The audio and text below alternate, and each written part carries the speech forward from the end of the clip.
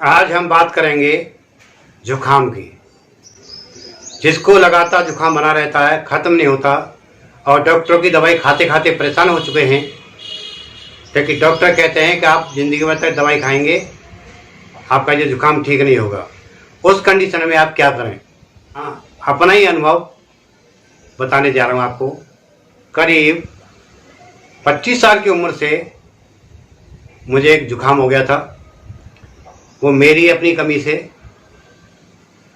किसी कारणवश मैंने एक ठंडी दवा कुछ ज़्यादा दिनों के लिए खा ली, जो खानी थी 1 हफ्ते और खाई मैंने महीनों भर। उससे मुझे जल्दी जुखाम होने लगा। कंडीशन इतनी ख़राब थी कि एक संतरा भी मैं नहीं खा सकता था। अगर संतरा खा लिया एट ए टाइम तुरंत ही बहुत तगड़ा जुखाम हो जाता था।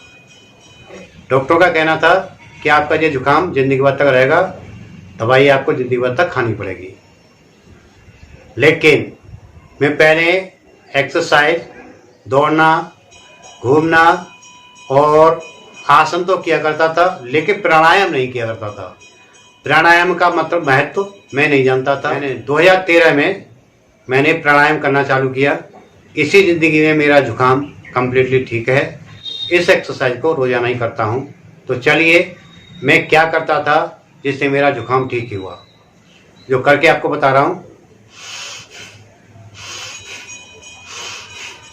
ये कम से कम मैं आधा घंटा किया करता था। उसके बाद अनुलोम विलोम, जिसे नाड़ी शोधन भी कहते हैं, तो ये इस एक्सरसाइज को आज मैं कर रहा हूँ।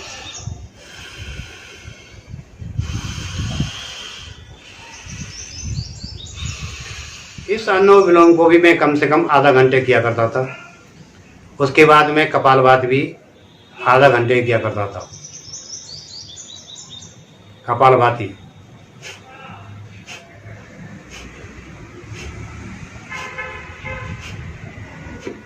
ये 3 प्राणायाम ऐसे हैं कि आपको बहुत सारी बीमारियों से छुटकारा दिलाते हैं। यहाँ तक कैंसर तक को भी ठीक कर देते हैं। और जहाँ भी आपके शरीर में गांठ है, ये अनुलोम विलोम, कपालभाति और भस्त्रिका से आपकी शरीर की गांठें भी ठीक हो जाती। उसके बाद में है वायु प्राणायाम। वायु प्राणायाम में हम श्वास को छोड़कर बाहर ही रोकते हैं और अपने 3 बंद लगाते हैं।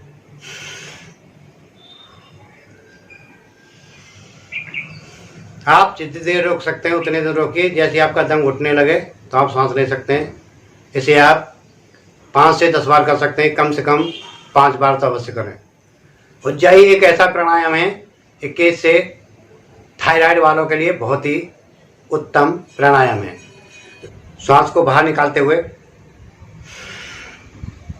गले को भेजते हुए, गले से हम नाक से श्वास लेते हैं, गले से आवाज़ करते हुए।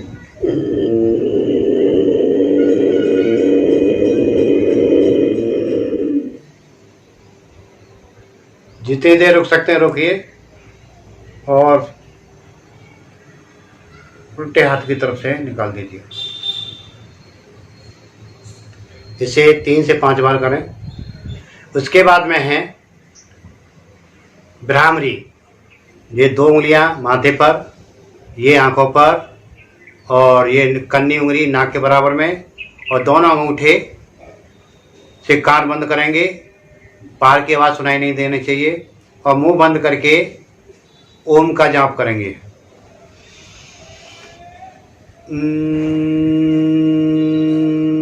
7वां प्राणायाम है उद्गीत प्राणायाम।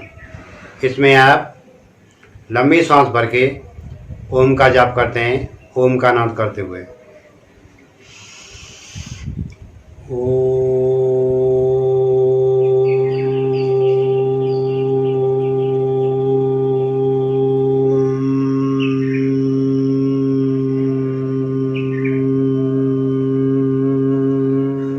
लास्ट 8वां प्राणायाम है ध्यान। इसमें आप धीरे धीरे सांस लेते हैं और धीरे धीरे सांस छोड़ते हैं। या चक्र पर ध्यान रखें या फिर सांसों पर ध्यान रखें, धीरे धीरे लेते हुए और धीरे धीरे छोड़ते हुए।